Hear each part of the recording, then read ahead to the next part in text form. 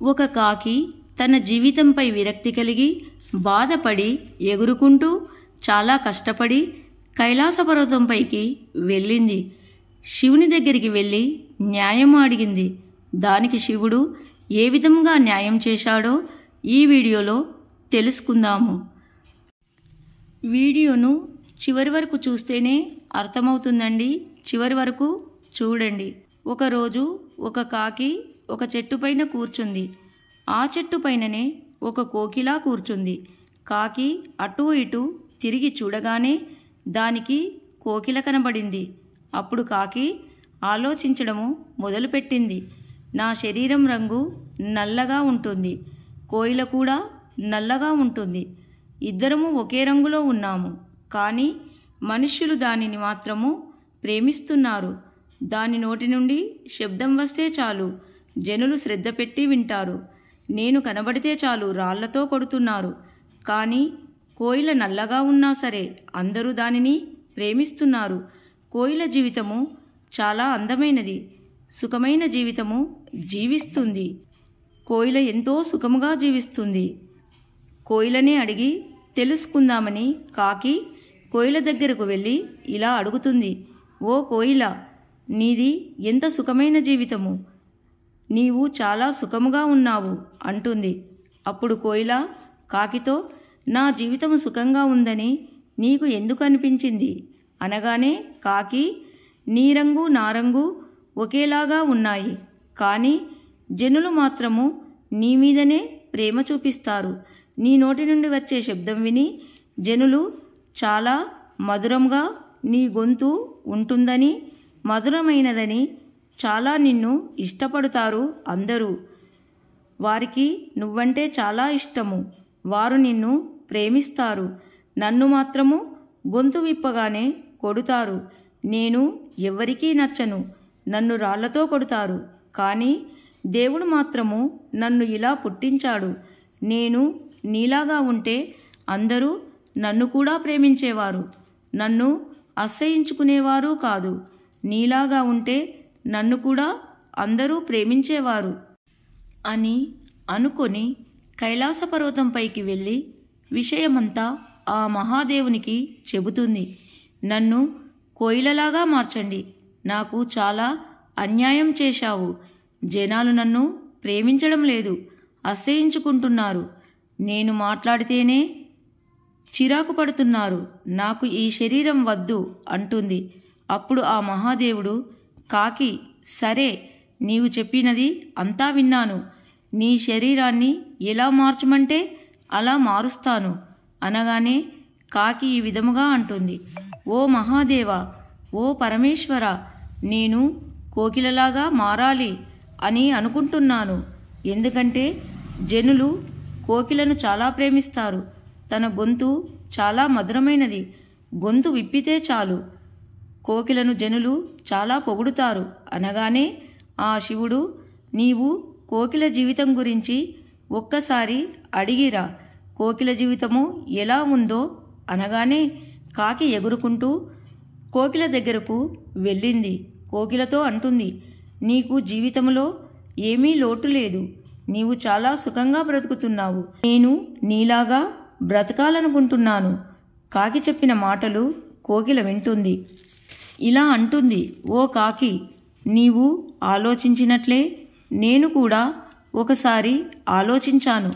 నేను చాలా తీయగా మాట్లాడగలను. నన్నందరూ కోకిలలాగా పాటలు పాడుతున్నావు అంటారు. కానీ నేను కూడా నీలాగా నల్లగా ఉన్నాను, చూడడానికి చాలా అసహ్యంగా ఉన్నాను. తెల్లగా ఉన్నవారిని చూసినా చాలు అందంగా కనిపిస్తారు, వారిని అందరూ ఇష్టపడతారు. వారిది చాలా సంతోషకరమైన జీవితము, వారు అందమైన సరోవరాలలో ఉంటారు అని చెప్పగానే కాకి అక్కడి నుండి కైలాసం వెళ్ళింది.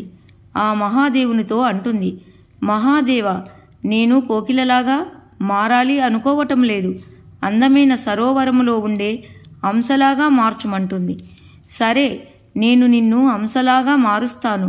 ఒకసారి నీవు అంశ దగ్గరికి వెళ్ళి అడుగు, నీకు అంశ జీవితం గురించి ఏమీ తెలియదు కదా అడిగి తెలుసుకొని రా అనగానే కాకి అక్కడి నుండి హంస దగ్గరికి వెళ్ళింది.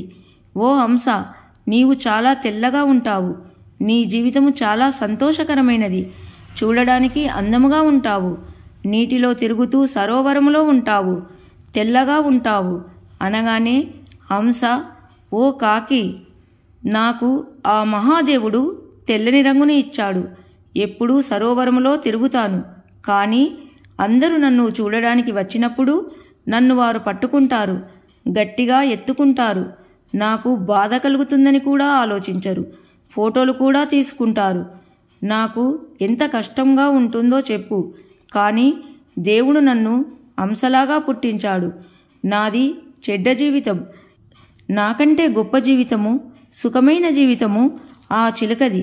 చిలుక తనకు నచ్చిన పండ్లను తింటుంది. చెట్లపైన నివసించి రుచికరమైన పండ్లను తింటుంది.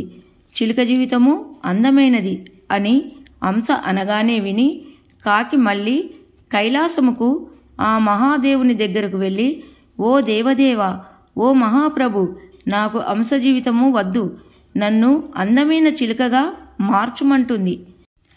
అప్పుడు శివుడు, సరే, నీకు చిలుక జీవితం గురించి తెలియదుగా, నీవు చెప్పినట్లే మారుస్తాను. కానీ ఒకసారి చిలుక దగ్గరికి వెళ్ళి తెలుసుకో అనగానే కాకి చిలుక దగ్గరకు వెళ్ళి చిలుకతో, ఓ చిలుక, నీవు చాలా అందముగా ఉంటావు. నీది చాలా అందమైన రంగు. నీవు మధురమైన పండ్లను తింటూ చెట్లపైన ఉంటావు. నీ జీవితము ఎంత మంచిది. నీవు చాలా సుఖముగా ఉంటావు. ఆకాశములో ఎగురుతూ స్వేచ్ఛగా జీవిస్తావు. నీ రంగును చూసి అందరూ నిన్ను పొగుడుతారు. నీ జీవితము అందరికంటే మంచి జీవితము అని కాకి అంటుంది. ఆ మాటలు విని చిలుక అంటుంది, నీవు ఎందుకు అలా అంటున్నావు? అందరూ నన్ను అంటూ ఉంటారు నా జీవితం చాలా సుఖమైనదని, అందమైనదని. కానీ నాది అందమైన జీవితము కానే కాదు. నా జీవితము అందరికంటే చాలా దౌర్భాగ్యమైన చెడ్డ జీవితము అంటుంది. అప్పుడు కాకి, ఎందుకు అలా అంటున్నావు అనగానే చిలుక, ఆ మహాదేవుడు నాకు మంచి రంగును ఇచ్చాడు, కానీ పచ్చని రంగును ఇచ్చాడు. నేను ఎల్లప్పుడూ చెట్లపైన ఉంటాను. నా రంగు చెట్ల రంగుతో కలిసిపోతుంది. అందుకని ఎవరైనా పండ్లు తీసుకోవడానికి వచ్చినప్పుడు నా రంగు చెట్ల రంగుతో కలిసిపోతుంది. కాబట్టి వారు నన్ను చూడరు. కర్రలతో పండ్లను కొడతారు. వారు కొట్టినప్పుడు నా రంగు ఆకుల రంగులాగా ఉన్నందున నాకు చాలా కర్రల దెబ్బలు తగులుతాయి. మళ్ళీ వారు నన్ను పట్టుకొని పంజరంలో పెడతారు. వారిష్టం వచ్చినప్పుడు ఆహారం ఇస్తారు. ఇంతకంటే దౌర్భాగ్యమైన జీవితము ఏముంటుంది? నా జీవితము నాకు నచ్చడం లేదు. అడవులలో ఉండే నెమిలి చూడు, అది చాలా అందముగా ఉంటుంది అనగానే మళ్ళీ కాకి కైలాసములో ఉన్న ఆ మహాదేవుని దగ్గరకు వెళ్ళి, నాకు చిలుక జీవితము వద్దు స్వామి, వద్దు, నన్ను అందమైన నెమలిలాగా మార్చుమని వేడుకుంటుంది. అలా కాకి అనగానే ఆ మహాదేవుడు, నిన్ను అలాగే మారుస్తాను. కానీ నీవు వెళ్ళి నెమలి జీవితం గురించి నీకు తెలియదు కదా, దాని జీవితము దానికి సంతోషమైనదేనా తెలుసుకొని రమ్ము అంటాడు. వెంటనే కాకి నెమలి దగ్గరికి వెళ్తుంది. ఓ నెమలి, నీది ఎంత అందమైన జీవితము, నీది గొప్ప జీవితము. నీ ఈకలు చాలా అందముగా ఉంటాయి. నీవు నాట్యం చేస్తుంటే అందరూ నిన్ను చూసి సంతోషిస్తారు, ఫోటోలు తీసుకుంటారు.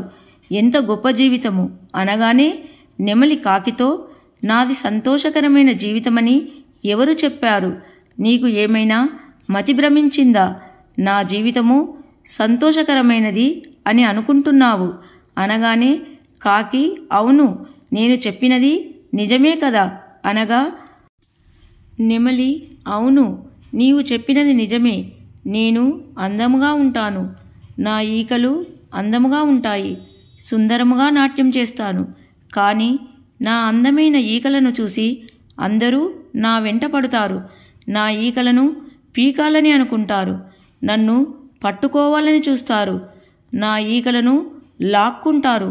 వాటిని అమ్మి డబ్బు సంపాదిస్తారు. కొన్నిసార్లు మమ్ములను చంపుతారు. ఓ కాకి, ఇవన్నీ నీకు తెలియదు. నా అందమే నాకు శాపంలా అయినది. నేను అందముగా లేకుంటేనే బాగుండు. జనులు నన్ను చంపేవారు కాదు, నన్ను బంధించరు, నా ఈకలను పీకరు. కానీ నా జీవితము గొప్పది కాదు. కానీ నీవు గొప్పదానివి అనుకుంటున్నావు. నిజమునకు నీ జీవితమే గొప్పది. కానీ నీవు చాలా బాధపడుతున్నావు. నీవు స్వతంత్రంగా జీవించవచ్చు. నీవు ఎక్కడ కూర్చున్నా, ఎక్కడ ఉన్నా జనులు నీ వెంట పడరు. నీవు స్వతంత్రం కలదానివి. ఏ చెట్టుపైన కూర్చున్నా సరే. కానీ నీ జీవితం గురించి బాధపడుతున్నావు. కానీ నీవు చాలా పిచ్చిగా ఆలోచిస్తున్నావు. నీవు బాధపడకు, నీ జీవితమే చాలా మంచిది అంటుంది నెమలి. కాకి, నా జీవితమే గొప్పది, అనవసరముగా నేను బాధపడుతున్నాను అని కాకికి అర్థమవుతుంది. అర్థం కాగానే దాని కళ్ళ వెంబటి నుండి నీళ్లు కారుతాయి. కాకి అప్పుడు తృప్తి చెందుతుంది. వెంటనే కైలాసంలో ఉన్న శివుని దగ్గరికి వెళ్ళుతుంది. ఓ మహాదేవ, నన్ను క్షమించు. నాకు ఎవరి శరీరమూ వద్దు. నా శరీరం నాకు నచ్చింది. నేను తృప్తి పొందాను. నన్ను ఇలాగే ఉండనివ్వండి. నేను కాకిలాగానే ఉంటాను అని చెప్పి ఆ మహాదేవునికి నమస్కరించి వచ్చేసింది. ఎప్పుడు కూడా మన జీవితమును, మన శరీరమును వేరే వారితో పోల్చుకోవద్దు. ఆ దేవుడు మనను ఎలా తయారు చేశాడో అలాగే ఉండాలి. ఆ దేవుడు అన్ని ఆలోచించి మనకు ఈ శరీరాన్ని ఇచ్చాడు. ఎప్పుడూ ఎదుటివారితో మనం పోల్చుకోవద్దు. వేరే వారి ధనాన్ని, సంతోషాన్ని చూసి ఈర్ష్యపడవద్దు. ఆ దేవుడు మనకు మంచి జీవితాన్ని ఇచ్చాడు. ఎలా ఉంటే అలాగే సంతోషముగా ఉండి ఏది దొరికితే దానితో తృప్తి చెందాలి. ఈ వీడియో కనుక మీకు నచ్చినట్లయితే లైక్ చేయండి, సబ్స్క్రైబ్ చేయండి. అందరికీ ధన్యవాదములు.